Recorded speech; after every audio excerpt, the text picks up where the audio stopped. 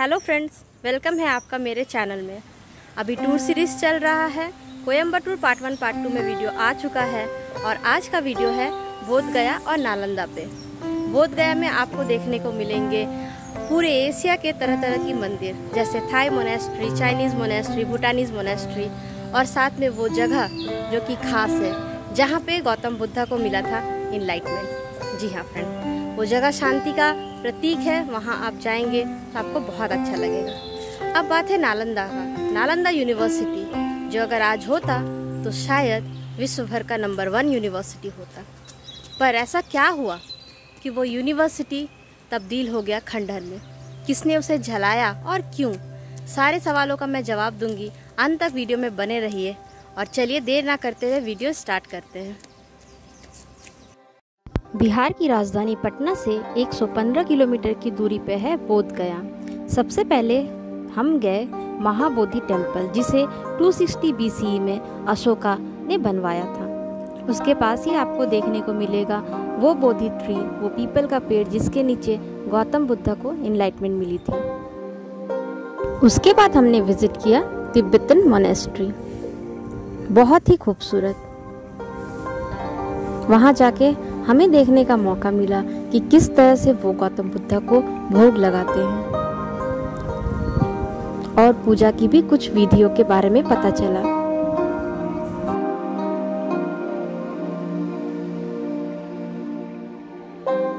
हमारा next destination था Metta Budharam temple.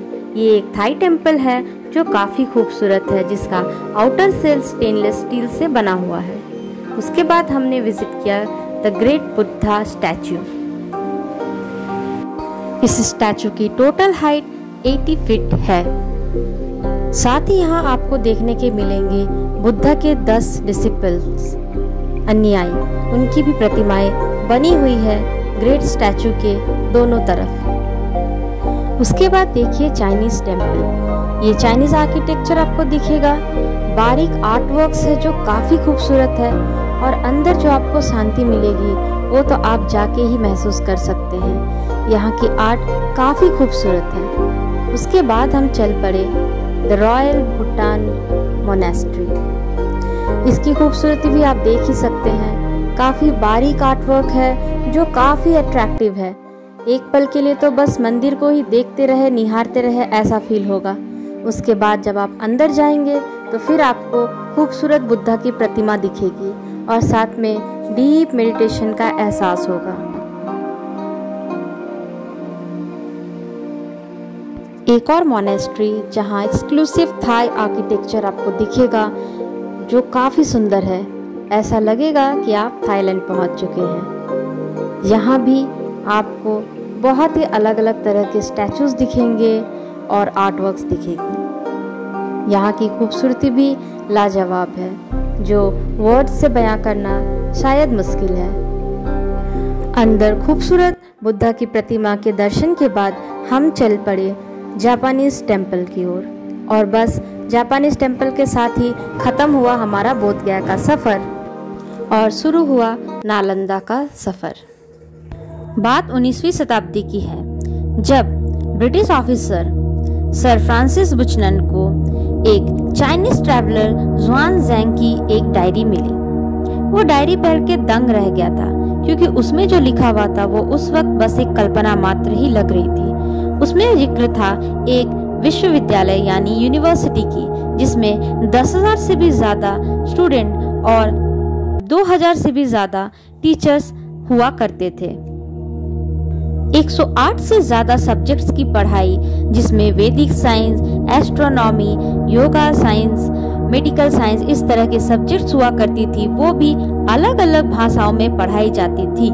वहाँ एडमिशन पाने के लिए दुनिया भर के स्टूडेंट्स को बहुत ही मुश्किल एंट्रेंस एग्जाम पास करना पड़ता था, और जैसा कि अभी आप तस्वीर में देख रहे हैं, हर स्टूडेंट को जो वहाँ पढ़ता था उसे सिंगल रूम मिलता था। रूम में उस वक्त ड्रेनेज की फैसिलिटी और उसके साथ रोशनी की भी व्यवस्था होती थी। 300 से भी ज़्यादा भव्य इमारतें मौजूद थी उस यूनिवर्सिटी में। स्वयं भगवान बुद्ध की उपदेशों से प्रेरित 10 किलोमीटर लंबी और 5 किलोमीटर चौड़ी ये थी नालंदा विश्वविद्यालय। पर जब वो ऑफिसर बताए हुए जगह पे पहुंचा तो उसे तो पहले कुछ भी न मिला, पर जब उसने ध्यान से देखा तो उसे कुछ मलबा मिला और बस इसी के साथ शुरू हुई खुदाई नालंदा विश्वविद्यालय की। जैसे जैसे खुदाई आगे बढ़ती गई, डायरी में जैसा बताया गया था उसी तरह की चीजें सामने आती गई। साथ में मिली एक मोटी चादर राख की। ये तो साफ था कि इसे जलाया गया है, पर आखिर किसने ऐसा किया और क्यों? मोहम्मद बख्तियार खिलजी, जिसकी तस्वीर ये आप अभी देख रहे हैं, उसने बड़े ही फक्र के साथ अपने कोर्ट रिकॉर्ड में बताया है कि किस तरह से उसने नालंदा विश्वविद्यालय को तबाह किया। बात उस वक्त की है जब खिलजी बीमार पड़ा और उस वक्त उसकी नीम हकीमों की दवाइयाँ भी काम न करी। किसी तरह से उसे पता चला कि नालंदा विश्वविद्यालय की मेडिकल विभाग के आचार्य ही उसे ठीक कर सकते हैं, लेकिन उसने एक शर्त रखी कि उसे ठीक तो होना है पर काफिरों के हाथ की दवाई नहीं पीनी है। आचार्य ने भी उसे एक पुस्तक दिया और कहा ये कुरान है, इसे सुबह शाम पढ़ लो, तुम ठीक हो जाओगे। खिलजी ठीक भी हुआ। बाद में उसे पता चला कि आचार्य ने उस पन्नों में लगा रखी थी दवाइयों की लेप। ये जान के उसे बड़ी हैरानी हुई कि उसके नीम हकीमों से भी ज्यादा ज्ञान था काफिरों के पास। ये बात उसे बर्दाश्त न हुई और एक दिन अचानक ही वो अंदर आ गया सिपाहियों के साथ। चारों तरफ से दरवाजे को अंदर से बंद किया और कत्ले आम कर दिया। मन उससे भी ना भरा तो उसने पूरा का पूरा विश्वविद्यालय को ही जला डाला। 3 थी बड़ी बड़ी पुस्तकालय, मतलब लाइब्रेरी, वो 3 महीनों तक जलती रही और साथ ही जल गया हमारा एंशिएंट नॉलेज। सोचने की बात बस इतनी है कि अगर आज ये यूनिवर्सिटी होता तो हम कहाँ होते? क्या हमारे यहाँ के स्टूडेंट्स अब्रॉड जाते या दुनिया भर के स्टूडेंट्स आते बिहार उच्च शिक्षा के लिए? इसी के साथ सबसे आप सभी से अलविदा कहती हूँ। फिर से मिलूंगी एक नए वीडियो के साथ। तब तक के लिए नमस्ते।